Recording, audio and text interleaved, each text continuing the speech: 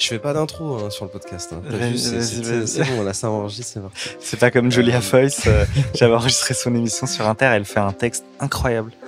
Ah ouais, c'est fou. Eh ben moi je n'ai pas de texte. Eh ben pas de soucis, je m'adapte. Elle fait un truc, c'est génial, et toi? Rien. Très bien. J'avoue, putain. Si vous êtes tombé sur un passage d'un humoriste sur scène au Festival de Montreux, vous vous êtes déjà peut-être demandé comment il a écrit son texte, enfin surtout qu'est-ce qui lui en a donné l'idée. Du coup, avec le Montreux Comedy Festival, on a créé Yellow Mike, un podcast qui retrace l'histoire derrière une bonne vanne et comment elle a évolué pour arriver jusqu'en Suisse et faire rire des gens. Je m'appelle Félix, vous écoutez la 3e saison de Yellow Mike. Aujourd'hui, je reçois GC. Bonne écoute.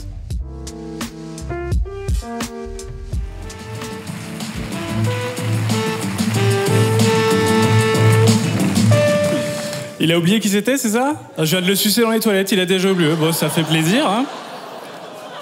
Coucou. Je suis trop content d'être là. J'espère que vous aussi. Oui, trop bien, on va grave s'amuser. Et vous savez, le stand-up, c'est de l'amour, hein. Plus vous allez me donner d'amour, plus je vais vous en rendre. C'est donnant-donnant. C'est un 69.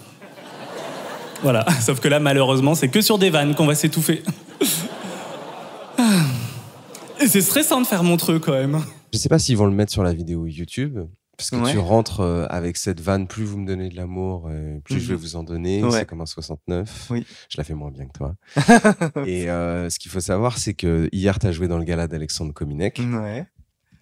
C'est ta première fois au festival de C'est ma Montreux. toute première fois, ouais. Kominek, vous entendez bien d'ailleurs. Vous On est connaissez. très amis, Ouais, vous ouais, êtes très ouais, potes. on est Je dis très, ça très parce que ça peut On est très, paraître très potes. bizarre. Mais ce gros fils d'Ahmar, en fait, il a oublié mon nom.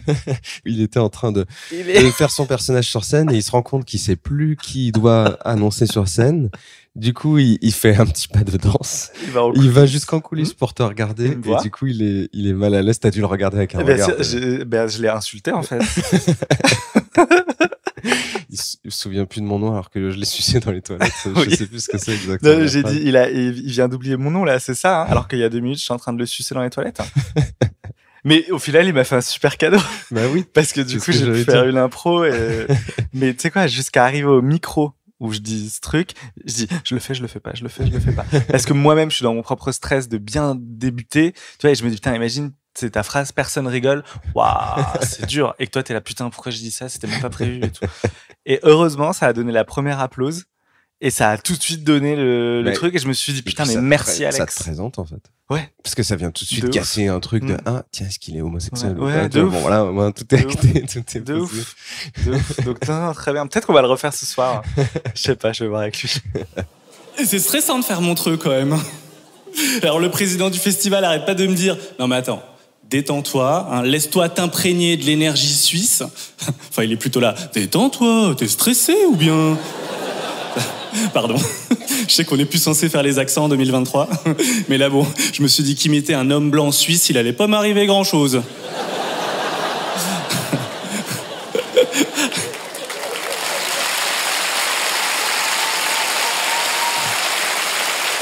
Allez, à part peut-être un contrôle fiscal, si j'ai vraiment été vilaine. Bon. En vrai, moi, j'ai écouté son conseil, hein, j'ai laissé Montreux rentrer en moi. Voilà. Fallait juste que chacun attende son tour. Et qu'il reste un peu de place pour Kominek. Ah, je suis trop content. Oui, en fait, j'ai écrit toute une intro pour Montreux. Parce que je voulais faire un passage inédit.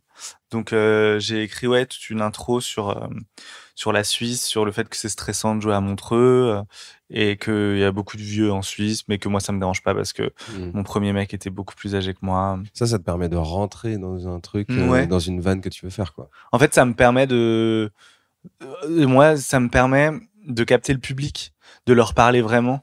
Et tu vois, par exemple, si ce passage, je suis amené à le refaire dans d'autres circonstances, je changerai l'intro pour l'adapter et pour retomber sur mes pas.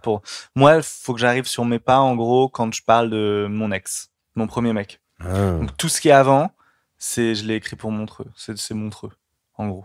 En vrai, quand j'ai su que j'allais jouer en Suisse, j'étais là. Oh, j'espère qu'il n'y aura pas mon ex dans la salle. Hein. Pas parce qu'il est suisse, hein, mais parce qu'il est vieux. Ah ouais, désolé, il y a plein de vieux dans ce pays. Je suis arrivé à la gare tout à l'heure, c'est plus un pays que vous avez, hein, c'est un EHPAD à ciel ouvert. Hein. Ah bah ils ont juste foutu un lac au milieu, ils se sont dit bon, ce sera plus joli quand ils sucreront les fraises. Après, en France aussi, on a plein de vieux. Hein.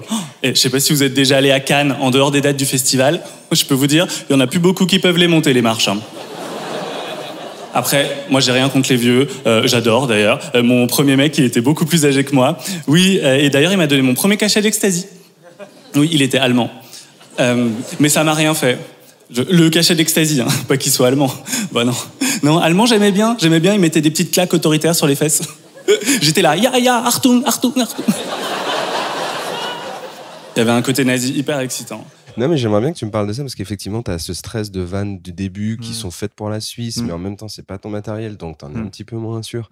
Et effectivement, là, au moment où tu arrives à ton ex, tu souffles pour deux choses. À la fois parce que tu sais que la première partie, elle est finie, elle s'est bien passée. Et que ça s'est bien passé, ouais. Et que tu sais où tu vas et que tu vas les tuer, quoi. Ouais. Bah, en fait, t'arrives là où quand t'es le plus fort, dans les meilleures conditions. Donc, tu te dis, bon, t'emballes pas, gère, parce que t'as tous les bons ingrédients, faut maintenant que la sauce, elle prenne. Et quand tu vois que ça prend, et ben là, j'ai kiffé.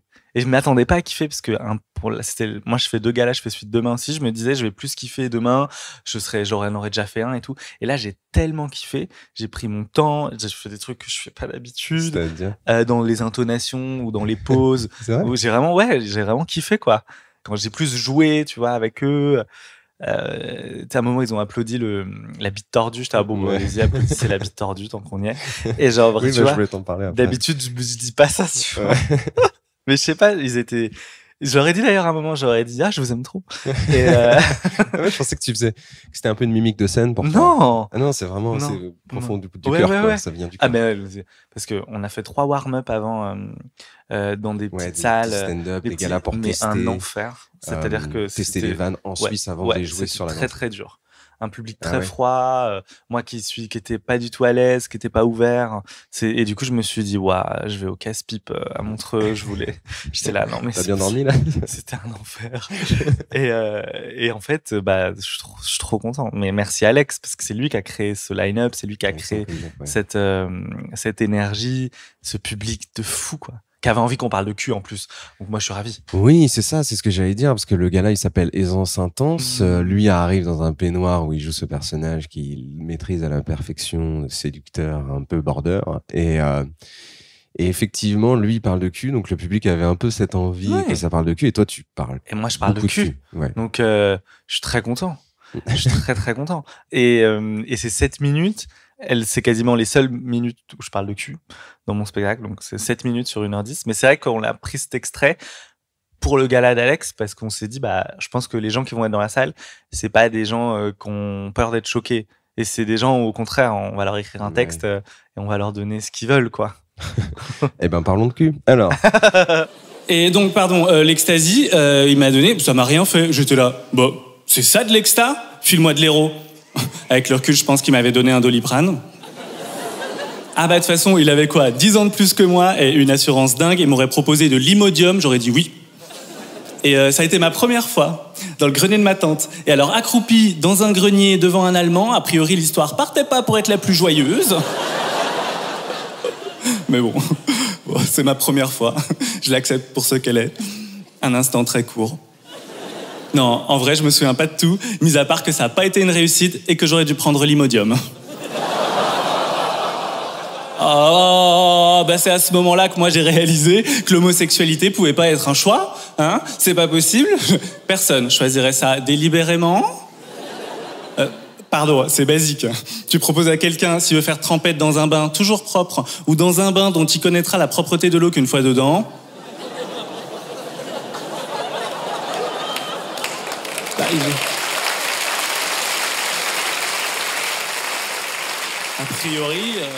A priori, le choix est vite fait. Hein. Tout est vrai. Tout est vrai. Ouais. C'était pour aux Eurocaines de Belfort. Ma tante, elle habite à Belfort. Et c'était ma première fois, j'avais 18 ans. Je venais d'avoir mon bac et j'ai ramené un mec en catimini chez ma tante. Et en fait, je dormais dans le grenier, c'était un grenier aménagé. Et donc, je le ramène dans le grenier. Ma première fois, c'est dans le grenier de ma tante avec un Allemand. C'est ce que je dis. Mais ça s'est bien passé quand même. Non, ça s'est... Bah, c'est la découverte de Comme la tu le dis sur sexualité. scène, quoi. Et ce que je dis sur scène, et moi j'avais envie d'arriver sur scène pour expliquer ce que c'est que la sexualité gay, parce que je trouve qu'on la fantasme beaucoup, je le dis dans le spectacle, où on dit, waouh, les homos c'est des bêtes de sexe, ça doit être trop bien, mais eux, vraiment, ils se couchent avec tout le monde, c'est génial et tout.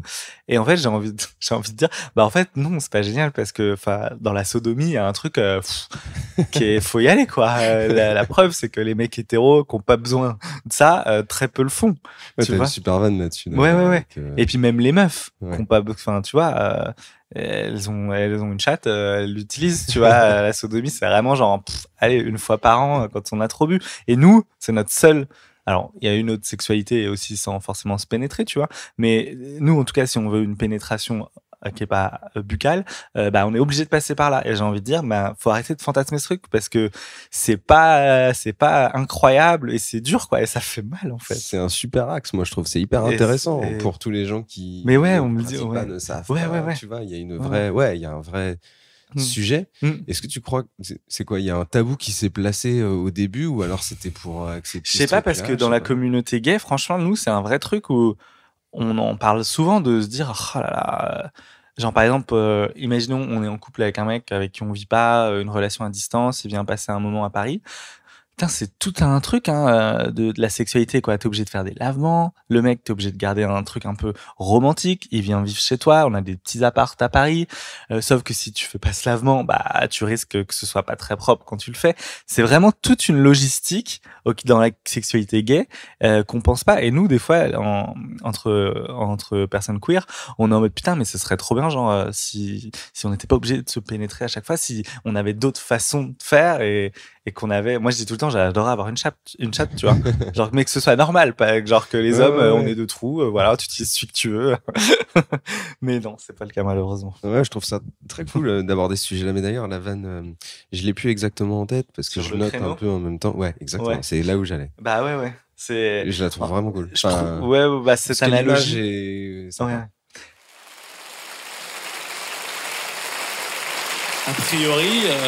A priori, le choix est vite fait. Hein. C'est pas ça ce que j'imaginais moi plus jeune quand j'entendais l'expression faire l'amour. L'amour, waouh, c'est beau, c'est doux, ça sent la rose. Puis quand on grandit un peu, on s'imagine quoi? Hein, on s'imagine l'acte d'amour, un acte entier, passionné, où on s'abandonne complètement à l'autre. On s'imagine pas les quatre fers en l'air en train de faire un créneau. Hein. Stop, doucement, vas-y. Non, ça passe pas. Ça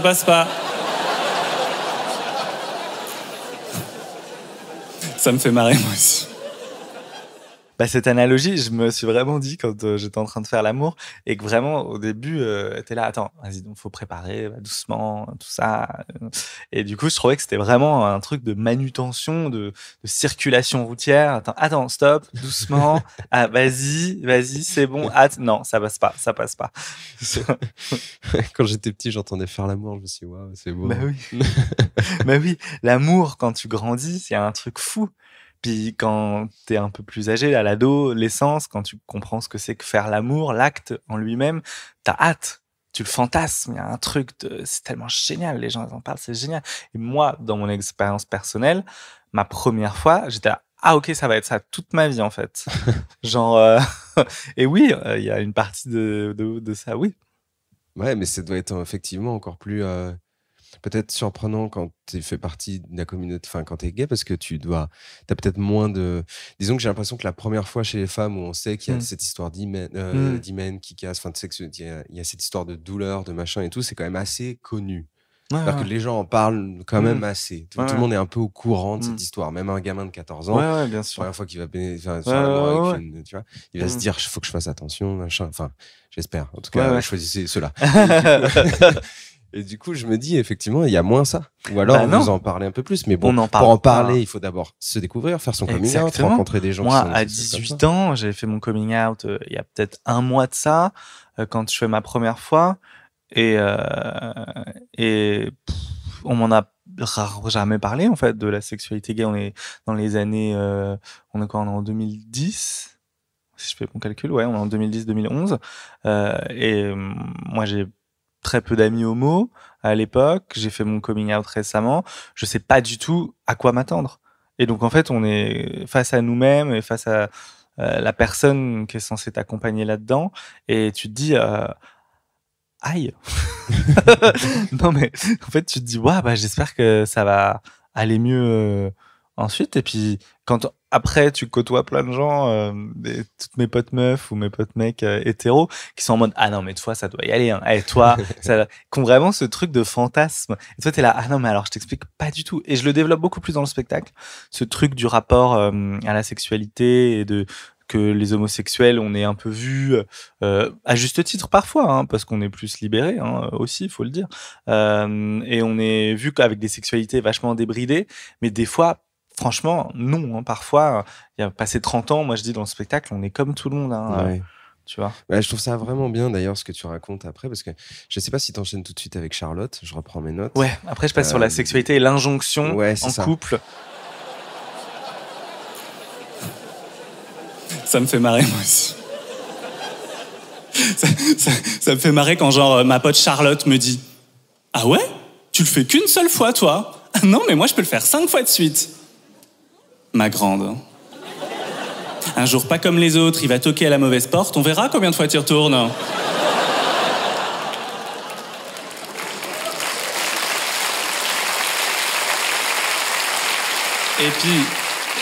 Et puis, pardon, hein, mais en plus, c'est quoi, là, cette espèce de pression sociale sur le nombre de rapports journaliers, hein, ou hebdomadaires qu'on est censé avoir avec son partenaire? Non, parce que je crois qu'on l'a tous, hein, cette pote, là, qui étale son bonheur sexuel devant ses amis. Oh, bah nous, c'est tous les jours avec Mathieu. Ouais, non, là-dessus, il y a vraiment pas de problème, hein. Non, parce que j'ai entendu dire que Clotilde, elle le faisait qu'une fois par semaine. Oh, c'est chaud, non? Et nous, à côté... Une fois par semaine. C'est beaucoup déjà. Non mais franchement. En plus, on n'ose jamais rien lui dire à cette meuf-là. On n'ose jamais rien lui répondre. Moi, je rêverais de pouvoir lui dire... Si, Charlotte, je t'assure, il y a un problème quand même. Oui, c'est que pour aller bien et te rassurer, en fait, t'es obligé de glorifier ta sexualité. Mais qui te dit que Clotilde ou moi, qui baisons peut-être pas tous les jours avec notre mec, quand on le fait, on s'éclate pas plus que toi? Hein? J'ai pas fini.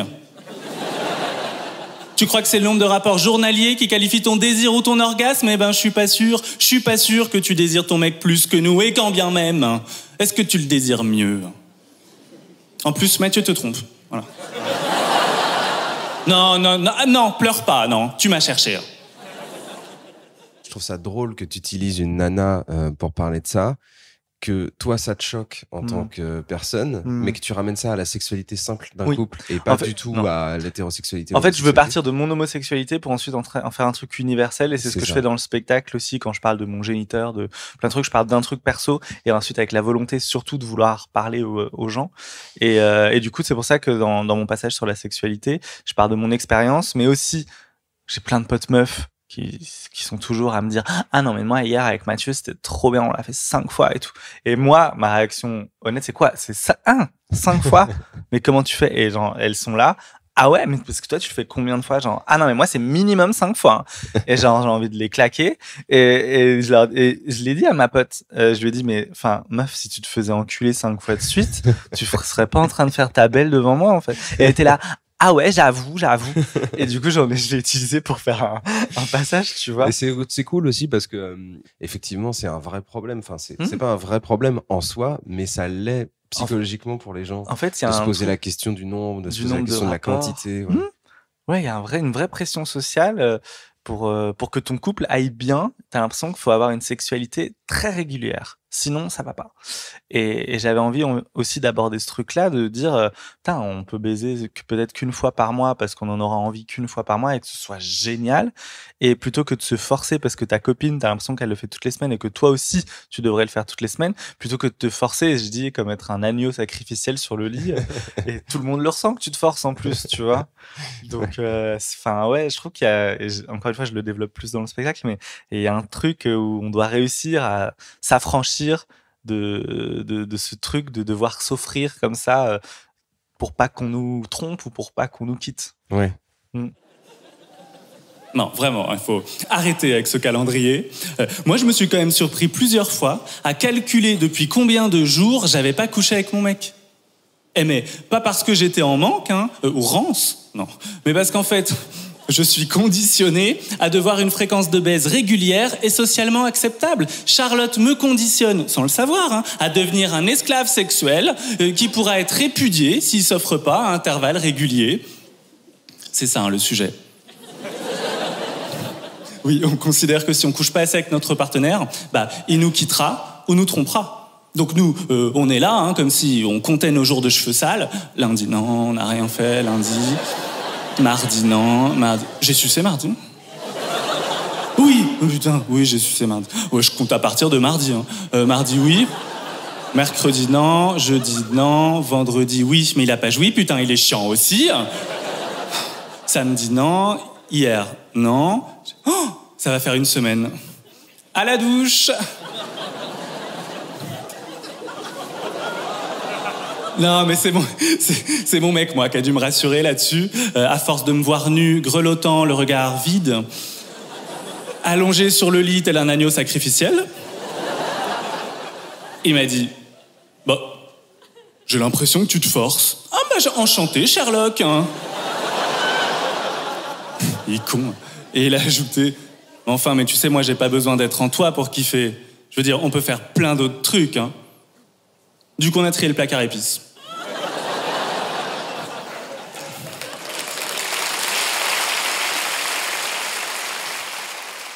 Mais c'est vrai qu'on le fait, hein. Je sais pas toi, mais quand t'es en couple, oui. tu sais, des fois, tu te poses cette question, mais attends, c'était quand la dernière fois déjà? Lundi, non, mardi, non. Et des fois, t'es là, oh, merde, putain, ça fait une semaine, allez, go. Alors que t'as pas envie en soi. Tu vois, t'es là, ça te va très bien. Et peut-être que parfois, t'auras envie tous les jours parce que t'es dans une disposition d'esprit, c'est les vacances, je sais pas, ça va bien. Tu vois, et d'un coup, ça va être tous les jours. Et puis parfois, c'est une fois par mois. Et c'est OK. En fait, j'ai envie de dire, c'est OK. Ça veut pas dire que t'aimes moins ta meuf ou ton mec. Ça veut pas dire que t'as envie de le tromper ou quoi. C'est juste OK. Mais quand tu le dis, ça a l'air tellement normal. Et c'est pour ça que je pense après, quand tu fais... Mon mec m'a dit, j'ai l'impression que tu te forces. Merci, Sherlock. Ah ouais. Oui, je me force, ouais. Bah oui, parce qu'effectivement, quand tu l'expliques comme ça, tu fais, ouais, en fait. Bah oui. Mais on le ressent en plus, c'est ça que je trouve. Et puis, parfois, la personne en face, toi, tu te forces, c'est ce que j'essaye de dire dans le passage, et elle en a conscience que tu te forces, donc franchement, c'est pas cool. Et elle-même, elle est en mode, mais attends, on n'est pas obligé, toi, de se pénétrer, quoi. Parce que ranger le placard à épices. Voilà, du coup, c'est ça. Je désamorce en disant ça, ouais. Ça existe pas ça dans le spectacle. Dans le spectacle, je dis, non, quand il me dit ça, je dis, alors je sais que la plupart des hétéros pensent qu'ils sont seuls en fait dans ce bateau qu'est la sexualité dans un couple. Et du coup après je fais les parallèles sur la sexualité homo, la sexualité hétéro pour dire qu'on est dans le même bateau en fait. Et du coup voilà. Non mais moi je trouve ça bien. Il y a aussi effectivement cet axe de parler à potentiellement toi quand tu avais 18 ans, c'est-à-dire potentiellement à une communauté homosexuelle, quoi, pas forcément en face d'eux des gens qui vont leur donner les réponses. Pour toi, quand tu montes sur scène, c'est aussi un moyen de parler à ces gens-là. Ouais. Moi, quand je monte sur scène, j'ai cette envie que les jeunes gays qui regarderont peut-être cette vidéo de Montreux aient trouvé peut-être un représentant qui leur parle, et aussi qu'ils puissent se dire « Ah putain, mais... c'est cool qu'on entende ce discours-là aussi, de la part de la communauté. Ouais. De dire, c'est OK, genre, soyons dans nos rapports sexuels les plus normalisés possibles. Et j'avais vraiment envie de dire ça aux gens. Ouais, parce que souvent dans l'humour gay a été très amené avec ce personnage, effectivement, de soif, de sexualité constante et tout. Donc là, je trouve ça cool que ça part sur une autre démarche. Et au final, vachement plus stand-up, parce que vachement plus fédérateur, en fait. Ouais. Et puis, parfois aussi, je dis qu'on est... Des fois, il y a une dualité. Hein. Genre, on peut avoir une sexualité folle. Et en même temps, en fait, moi, je mets vraiment une différence entre la sexualité et la sodomie. Je mets vraiment une différence dans la sexualité où je dis, tu peux franchement avoir une sexualité de ouf. Et juste la sodomie, tu dis... j'aime pas ça, genre en tout cas c'est compliqué. C'est vraiment de trucs comme en fait le sexe pénétratif, tu vois, j'en parle un peu plus dans le spectacle aussi, mais il y a ce truc, ce rapport quand je fais dans les rapports hétéros où encore une fois on n'a pas besoin, on peut faire plein d'autres trucs et c'est OK et c'est très bien et on kiffe, tu vois. J'aime bien, je trouve ça hyper intéressant. Et du coup, après, tu vas sur un truc qui est moins sur la sexualité, je vais être honnête avec toi. Ouais.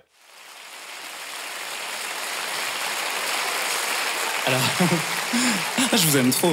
Alors, il y a autre chose également que j'aimerais trier dans ma vie, c'est tous les gens qui utilisent cette expression. Je vais être honnête avec toi. Oh putain. On est d'accord ou pas? Je l'entends à toutes les sauces, cette phrase. En plus, elle précède toujours une vérité dont on se fout, royalement. Hein, je sais pas, on a quand même rarement envie d'entendre je vais être honnête avec toi, la quiche au thon, je suis pas fan. Mais non. Dis-moi en plus. Hein. On s'en fout, en fait. Alors, on s'en fout. À part si c'est vraiment pour nous dire quelque chose de très important, hein, de très intéressant. Par exemple, je vais être honnête avec toi, je tripote des enfants. Bah, oui, bien sûr. Hein. Mais si c'est pour, par exemple, entendre un homme politique sur TF1 qui commence par « Écoutez, je vais être très honnête avec vous. » Personne n'écoute la suite de cette phrase. Personne se dit « Ah tiens, il va être honnête, Macron. » En plus, genre, il est trop sympa, il nous a prévenus et tout. Bah non. Moi, j'aime bien le côté je vais être honnête avec toi, je tripote des enfants. Mais on va à la ça, police. tu sais de qui c'est une vanne? Laura Felpin. C'est vrai? Ouais, franchement, c'est elle qui me l'a donné. On se faisait un ping. Vous avez rencontré. On se faisait un ping-pong. Ouais, c'est une de mes super potes. On se faisait un ping-pong avant Montreux et je lui dis mon passage et elle dit putain, ce serait bien que là, tu dises un truc abusé. Et je dis ah ouais, grave. Et donc on prend, elle dit imagine genre tu tripotes des petites filles. Et je dis putain, trop bien. Et après tu dis non mais attends, surtout sois honnête au commissariat du 10e. Elle me dit ça. Et du coup je dis vas-y putain, trop bien. Et donc je l'ai noté et tout. Et ça c'est le dernier ajout qu'on a fait.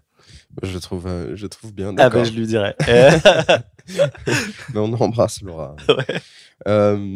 Et après, du coup, ouais, alors t'as ce truc politique. Tu donnes ton avis un peu quand même sur les hommes politiques, parce que tu dis quand même que t'as pas ça, c'est confiance. vraiment un clin d'œil au spectacle, parce que j'ai un gros passage dans mon spectacle sur la politique, parce que moi, je viens d'une famille d'un père président du Parti communiste en Côte d'Or, qui est communiste, très engagé en politique, et donc j'ai tout un passage sur lui et son rapport à la politique. Et du coup, ça me faisait plaisir dans le 7 minutes.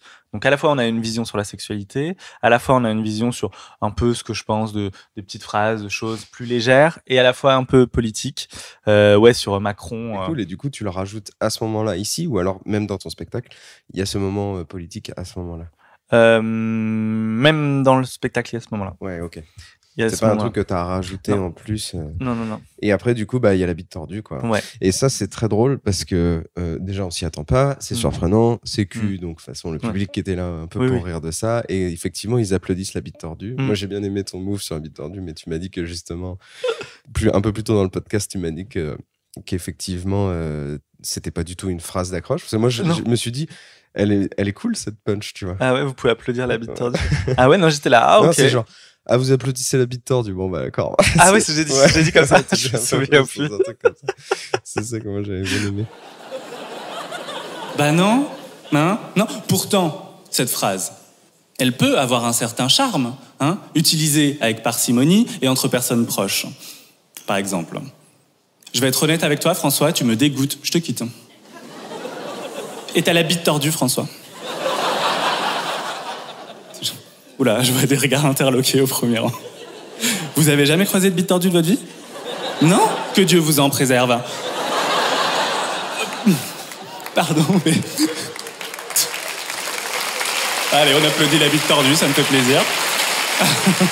Non mais c'est horrible ce truc. En forme de... Tout le monde voit? En forme de crochet, là? Comme ça. Oh, vous l'avez en Suisse aussi, certainement, hein? Non mais je suis désolé, on y suspend un cadre à la limite. Ah, on part à la pêche avec pourquoi pas? Ah mais moi je suis pas une carpe. Non, c'est horrible. Ça visite des endroits que c'est pas du tout censé visiter. Hein, puis ça revient rarement seul.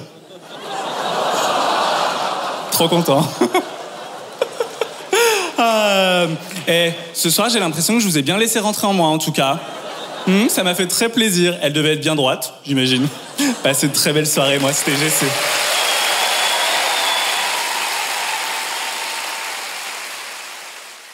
Et ouais, en fait, normalement, je dis, franchement, là, on est dans la salle, je dis, on est une centaine ce soir, il y a forcément un mec qui a la bite tordue. et qui est en train de rire jaune, c'est sûr. Et avoir écrit tout ce texte inclusif pour en perdre un sur la bite tordue, ça me fout en l'air. Et donc, tu vois, je dis ça. Parce qu'il y a forcément des gens qui ont la bite tordue dans la salle. Et là, on était 1800, je crois, 1600, je sais plus. 1600. Et du coup, j'ai pas réussi à le caser. Je savais pas. J'étais là, 1600 personnes ce soir. Il y a forcément des mecs qui ont la bite tordue. C'est sûr, qui sont en train de rire jaune et d'applaudir en mode. Mais je l'ai pas placé. Et après, du coup, tu fais un crescendo, quoi, où t'enchaînes les vannes, tu laisses pas autant les Non. gens autant de Ouais. respirer. Donc, t'as le Ouais. truc de la carpe, Ouais. le truc qui ça va visiter des endroits, Ouais, machin. ça vise, ouais. En fait, et j'ai même supprimé des trucs parce qu'on s'est dit non, là, c'est un peu. Moi, je voulais le garder, mais les gens avec qui je Qu'est-ce travaille que m'ont tu dit non. voulais garder? Alors, normalement, je dis, déjà, je dis, tu sais, quand je dis à la douche, je remonte là, plus avant, dans le passage. Ouais. Quand je dis, ça va faire une semaine qu'on n'a pas couché, allez, à la douche. Ouais. Normalement, je dis, putain, j'aurais pas dû reprendre du chili, moi. Normalement, je dis ça. On l'a supprimé parce que c'était un peu hard, mais moi j'adore. Moi, franchement, si ça tenait qu'à moi, peut-être je vais la faire ce soir. Et ensuite, on a aussi supprimé parce que ça faisait trop pipi caca selon Émilie. C'était donc la bite tordue. Je dis on part à la pêche avec pourquoi pas. Hein, mais moi, je suis pas une carpe. Puis pas souvent aller à la pêche, celui qui pense qu'on attrape une carpe par le cul.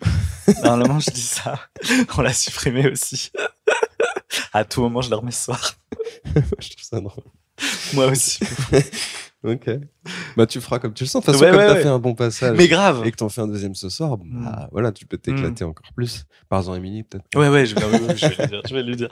Mais ouais, et après, je clôture. Et tu clôtures avec, en tout cas, j'ai l'impression que vous êtes bien rentré en moi. Oui, parce que j'ouvre en disant j'ai laissé Montreux rentrer en moi, que c'était le conseil du président du festival.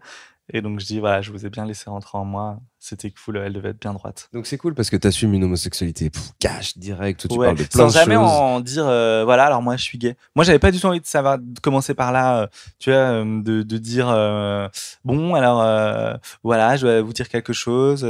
J'aime les garçons. Tu vois, je voulais vraiment. Sucer comme une ouais, tu vois, en mode, ouais. Et au début, tu sais, t'arrives et limite, cette vanne, elle pourrait être hétéro. Genre, tu sais, imagine après, j'ai dit, je suis hétéro. Oui. Bon, bah, c'est pas grave, j'aurais sucé comme une. Et même Alex, son personnage, il aime les meufs, tu sens qu'il aime les nanas aussi, que c'est juste un gros charreau, en fait, de la casse. Et je trouve que c'est trop bien.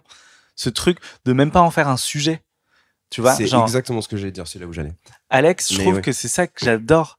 À la fois dans son spectacle que j'ai vu Alexandre 2 Kominek. fois. Ouais, pardon. Non, mais non, mais t'as on est raison, ensemble, t'as raison. ouais. Alexandre Kominek. Ouais, je suis devenu ce connard qui donne des surnoms aux gens connus. Mais non, mais ok. vous êtes amis, c'est normal. Et donc, Alexandre Kominek, il a un spectacle incroyable qui s'appelle Bâtard sensible. Et il parle de l'homosexualité dans son spectacle, Alex. Et en fait, il dit qu'à un moment donné, il est allé dans une boîte de nuit gay. Et que ça a été un des meilleurs moments de sa vie, qu'il avait jamais vu autant de beaux mecs, qu'il a kiffé. Et il faudra aller voir le spectacle pour avoir plus de détails. Mais j'avais rarement vu dans un spectacle d'un mec hétéro avec des gros sabots, qui a un humour vraiment Ouais, un peu où lourd, tu l'attends pas à ce qu'il soit fin sur l'homosexualité. Ben putain, je trouve ça vachement bien qu'un mec comme lui, qui s'adresse à son public, qui est franchement, c'est pas un public homo, hein, et ben que son public, il entende que l'homosexualité c'est trop cool, parce que c'est ça le discours d'Alex dans son spectacle. Quand il fait son personnage de Carlos, il monte sur scène, il fait un personnage qui est le concentré du cul, quoi. Ouais, tu vois. Et en fait, c'est bien parce qu'en fait, il est tellement cul que pour lui, tout est cul. Mais oui. Et genre, tout est bien dans le cul. Tu vois, coucher avec un garçon, c'est bien. Les poils, c'est bien. Et en fait, du coup, ça en devient un discours qui est très moderne. Mais hyper moderne. Que... En fait, c'est un beauf moderne, et c'est sa force. Et c'est pour ça que je l'aime autant. C'est que vraiment, il arrive à être inclusif. Alors, les gens vont se retourner en écoutant ce podcast quand je dis ça, mais moi, je le crois profondément. Moi, je suis d'accord avec toi parce qu'en le connaissant dans la vie, il est comme ça dans la vie. Mais arrête de parler de lui, pardon. Pardon. non, mais t'as à peu près ce même, je trouve. C'est pour ça, peut-être aussi, je sais pas si tu le sens comme ça, mais que ça marche bien pour toi. C'est que peut-être que t'amènes dans une modernité dans ce truc où on n'a pas l'impression, en tant qu'hétérosexuel, de passer à côté. On n'a pas l'impression non plus de voir un cliché. On a vraiment l'impression de parler de la même chose que toi. Moi, j'avais vraiment une envie en écrivant ce spectacle. C'était de m'adresser à tout le monde. Et de pas pointer du doigt et de pas vraiment vilipender j'utilise des mots, y a pas les hétéros, parce que et je le dis encore une fois dans le spectacle, on a besoin de vous. En fait, moi je dis, on a besoin des hétéros dans notre combat, pour être accepté. Ça passera par tout le monde, ça va pas passer que par notre communauté. Même si évidemment c'est la communauté LGBT qui doit mener les combats pour sa propre communauté, mais elle doit avoir les hétéros en alliés et on ne doit pas les rejeter, on doit les inclure parce que c'est comme ça qu'on passera par plus de représentation, par plus d'acceptation. Et je le dis dans le spectacle, on a besoin d'être main dans la main. Alors, je le désamorce avec plein de vannes. Et je dis que moi, ma part là-dedans, c'est de coucher avec le plus d'hétéros possible pour les ramener dans le... Et du coup, j'ai beaucoup d'hétéros dans ma salle qui sortent et j'adore parce que souvent je reçois des messages sur Insta ou quand ils m'attendent et qui me disent putain, on s'est senti grave inclus parce que parfois on va avoir des spectacles de personnes LGBT et c'est en mode alors attendez les hétéros, est-ce que genre on peut déjà applaudir toutes les personnes gays ce soir et les hétéros on les applaudit pas? Tu vois, il y a des trucs un peu comme ça. Et moi c'est vraiment l'inverse que j'ai envie de faire. J'ai envie de dire venez on s'applaudit tous, venez on essaye tous de mener notre petite barque et de poser notre pierre pour qu'il y ait plus de respect pour tout le monde. Mais le respect doit aussi passer par le respect des hétéros et évidemment que le respect doit aussi passer des hétéros vers les homos. Mais c'est notre travail en tant qu'humoriste de les ramener, d'essayer d'être le plus intelligent possible pour les manipuler en fait, tu vois, et pour qu'à la fin ils sortent de la salle en disant putain les gays c'est trop cool en fait, mais c'est trop bien les gays, tu vois, c'est ça qu'il faut qu'ils sortent de la salle en se disant ça plutôt qu'en se disant allez j'ai encore vu un spectacle de PD, tu vois. Mais je trouve ça que c'est pour ça que j'aime bien quand tu parles du rythme de la sexualité dans un couple, parce qu'en fait, ça rapproche à des problèmes qu'on a en commun. Et voilà, donc ça, c'était le... J'ai d'autres questions pour toi. C'était... t'as une couleur de ouf, genre t'es tout le temps vert menthe, vert d'eau, là. Ouais. Et tu te alors, mets partout je sais pas comment on l'a défini, cette couleur. J'ai vu que t'avais un mur vert chez toi oui. et que du coup, on t'a pris en photo et oui. que c'était la base de ta DA et tout. Mais quand même, tu t'es mis dans un mood où tu avais envie d'avoir une DA, quand même, tu vois. C'était pas... parce que sinon, t'aurais arrêté. Dès que j'ai pensé ce spectacle, à l'époque, j'étais en couple avec qui est le DA du projet, qui s'appelle Clément Dezélus, qui est un espèce de génie trop cool. Et aujourd'hui, on n'est plus ensemble, mais on continue à bosser ensemble. Et en fait, c'est lui qui a eu cette idée, avec moi, mais c'est vraiment sous son impulsion, de créer une identité visuelle forte qui sera un atout après... à la fois où on pourrait s'éclater et à la fois où les gens pourraient maintenant les gens quand ils voient cette couleur les gens qui me suivent ils m'envoient parfois des photos d'une voiture d'un truc et du coup c'est con mais ça veut dire que dans la journée ils auront pensé à toi et tu pourras plus leur prendre leur thune quand ils achèteront la place. Ouais, je suis pas sûr que ça te bloque parce qu'en vrai si t'as envie de faire un spectacle qui parle vraiment d'autre chose, tu vois, et tu peux changer de couleur en fait. Mais moi et du coup ça marque aussi. Chaque spectacle, il va y avoir une identité visuelle forte. Et là, c'est le vert. Et donc, on s'est dit... Au départ, c'est parti. C'est marrant que tu choisisses le vert parce que tu sais que c'est un peu... Ça porte malheur sur scène. Mais je sais, mais tu sais qu'à la base, c'était vraiment parce qu'il y avait ce mur vert à la maison. J'ai pas pensé plus loin. Et on s'est dit, attends, ça serait bien si tu mets un costume vert sur fond vert. Et puis, du coup, même dans la salle, on a tout designé, c'est tout vert. Tout là où je joue au Théâtre du Marais, on a fait un rideau vert velours, tous mes plots sont verts, mon micro il est un peu vintage argenté mais ça reflète du coup le vert. C'est vraiment c'était important et les gens m'en parlent donc ça veut dire que ça marche. C'est tout con hein, mais une couleur, tu vois, Nordine il a pris le violet et Nordine Ganzo et c'est cool, je trouve que ça crée tout de suite un univers. Ouais, c'est bien, mais alors je me demandais parce que t'as eu une carrière de mannequinat ou je sais pas. Ouais, alors moi j'ai commencé. T'es pas lié, tu sais, un peu dans ce monde de la mode, de la sape. Il vient de la mode, Clément Dezélus, et il a vraiment voulu un peu comme peut faire Farid, mettre une identité visuelle. Et je trouve que les gens, ils aiment dans le sens où putain, tu te fous pas de leur gueule en fait. T'essayes de l'affiche jusqu'à la proposition scénique jusqu'au texte. J'ai essayé. Que les 20 balles que coûte le spectacle, ils se disent franchement il s'est pas foutu de notre gueule et ça me fait plaisir moi aussi de proposer un truc complet dans le sens où on a taffé quoi. Et il y a tu parles de ton spectacle, il y a un dernier point sur lequel je voulais, après je te libère parce que ça fait je croque un peu, il y a un dernier point sur lequel je voudrais parler avec toi parce que c'est quelque chose que je connais un tout petit peu. J'ai pas eu de père géniteur comme toi, je maîtrise pas du tout le sujet. Par contre, la pluripaternité, je la connais.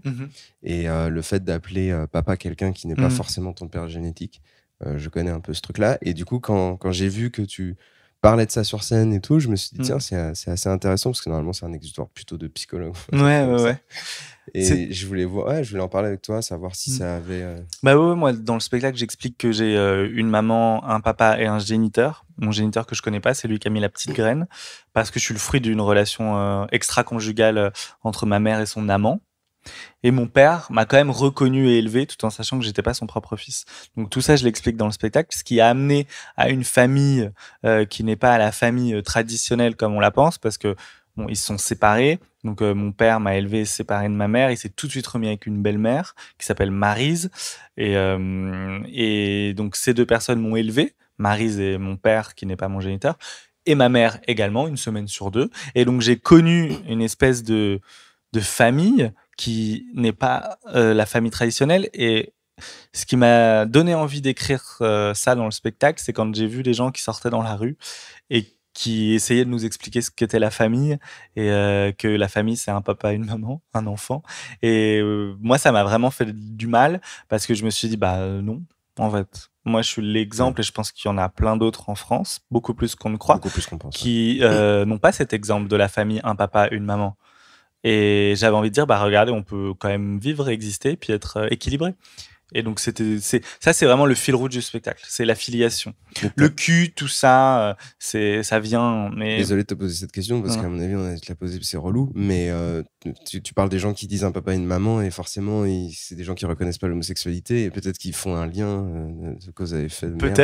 Peut-être, mais j'ai plein d'exemples, des amis à mes parents qui sont deux femmes lesbiennes qui ont eu un enfant par PMA dans les années 2000. Donc il a aujourd'hui genre 23 ans. Ça a été une des premières décisions de justice qui a reconnu que ces deux femmes pouvaient être les deux mamans. Et elles se sont battues, ça a été incroyable. Et elles ont réussi à être reconnues les deux mamans dans les années 2002-2003. Donc c'était il y a 20 ans. Aujourd'hui, il a 23 ans. Il s'appelle Antoine. Et il est hétéro, en fait. Et il a été élevé par deux meufs qui sont des caricatures de lesbiennes en chaussures de marche H24 et qui sont des tantes pour moi. Et en fait, il est hétéro. Donc, c'est faux, ce truc que les homos créent des homos et les schémas qui ne sont pas la famille traditionnelle créent des homos. Pas du tout. Bien sûr, c'est faux, mais ça fait du bien de le rappeler. Ouais. Non, mais c'est vrai, c'est l'exemple le plus criant que j'ai. Et franchement, dans ma famille, qui est une famille que j'ai rarement vue aussi ouverte sur le sujet, on est, je sais pas, peut-être 18, 20 cousins. Je suis quasiment le seul gay. Hein. Donc vraiment, ça marche pas comme ça, quoi. Ça marche pas comme ça. Et du coup, ta famille, elle t'a tout de suite parlé, il y a tout de suite eu cette ouverture, oui. Tout a été très dit. Tout a été très dit, tout a été... Ouais, mais j'ai énormément de chance, hein, et j'ai vraiment conscience que c'est pas tout le monde qui est dans ce cas-là. Et moi, quand j'ai fait mon coming out, j'ai dit à Maryse, ma belle-mère, écoute, je suis gay. Elle m'a dit, je parle d'une nouvelle. Elle était au courant, on jouait à la coiffeuse quand j'avais 6 ans. Oui, mais bon, tu pourras plus jouer à la coiffeuse sans complètement. Mais jouer à la coiffeuse, j'étais très impliqué. Je voulais ouvrir un salon de coiffure. C'était... Non, il y avait pas beaucoup de doutes. Je trouve ça vraiment chouette. Merci beaucoup. J'ai juste une petite dernière question pour toi et après je te libère. Ouais, le numéro de ma chambre? Non, d'accord, pardon. Je voulais te poser une question, savoir, j'aime bien finir les podcasts que je fais avec des passages d'un artiste qui n'est pas celui que j'interviewe, donc quelqu'un que tu choisirais toi, soit parce que tu l'aimes, soit parce que tu as envie de lui faire de la promo. Et je te dis le nom? Ouais, Alexandre Cominet. Alexandre Cominet. Ouais. Et je dois citer le passage? Si t'as un passage en tête, je le prends, sinon moi je vais choisir moi-même. Non, mais tu peux prendre pour le coup quand il fait Carlos. Ouais, il joue un personnage qui s'appelle Carlos, qui aime les femmes. J'en dis pas plus. Ouais. Allez. Et les femmes, les hommes d'ailleurs, qui aiment il aime tout. Il aime le cul, hein, Carlos. C'est une personne qui est extraordinaire. Merci beaucoup. Avec plaisir. Il y a des mamans ce soir dans la salle? Non, pourquoi j'adore les mamans? J'adore les mamans, parce que les mamans, tu vois, c'est des femmes qui ont envie de s'amuser, tu vois. Oui, elles ont des vies pas faciles à gérer, tu vois, entre le boulot, les gosses et leur connard d'ex-mari. Ah, je peux te dire que quand j'arrive dans leur vie, je suis comme une potatoes au milieu des frites, quoi, tu vois, c'est Carlos, ça fait plaisir. Ah ouais, j'adore les mamans. En plus, des là, ça fait de la peine. Il y en a, ça fait tellement longtemps qu'ils n'ont pas fait l'amour, tu leur écartes les cuisses, il y a de la vapeur chaude qui sort. C'est comme une lave-vaisselle, Voilà. Ou un dragon qui éternue, tu sais pas ce que c'est, mais... Non, ça fait de la peine, En plus, moi, j'adore les mamans parce que c'est des femmes qui font pas des chichis, tu vois. Y a pas... les mamans, il n'y a pas des chichis. C'est vrai, parce qu'elles n'ont pas le temps, elles ont du vécu, elles ont l'expérience. Donc tu vas chez elles, bam, tu viens, tu baisses, tu dégages. Tu viens, tu baisses, tu dégages. Tu viens, tu baisses, tu dégages. C'est genre coucher avec une maman, c'est comme el tiki-taka des Guardiola, tu vois. Ça va vite, c'est technique, c'est bien ça. Non mais en plus, ce que j'adore avec les mamans, c'est que tu vois, après l'amour, dans les armoires, il y a toujours de quoi prendre le goûter. Ah, ça c'est extraordinaire. Hein? Il y a toujours, tu vois, un petit chocoben, un Kinder Pigu.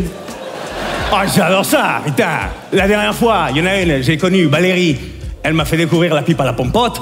Joder, c'est extraordinaire. La pipe à la compote, extraordinaire. Ah ouais, non, la pipe à la pompote, c'est extraordinaire. En plus, le lendemain matin, tu as ce petit sentiment de culpabilité, tu vois. Non, parce que tu entends son gosse crier. Le gosse, il crie, maman, maman, il n'y a plus de pompote. Et toi, t'es là, il n'y a plus de pompote, mon pote, hein. Je peux te dire que maman, elle a fait le plein de vitamines, hein, le plein de protéines. Carlos, tu peux l'appeler Nutri-Score A+. Allez, bon bah, ça c'est bon ça. Joder.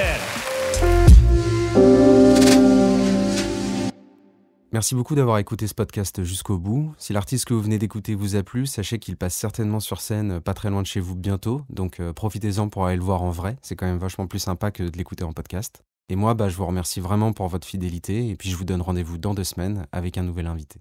Allez, bisous.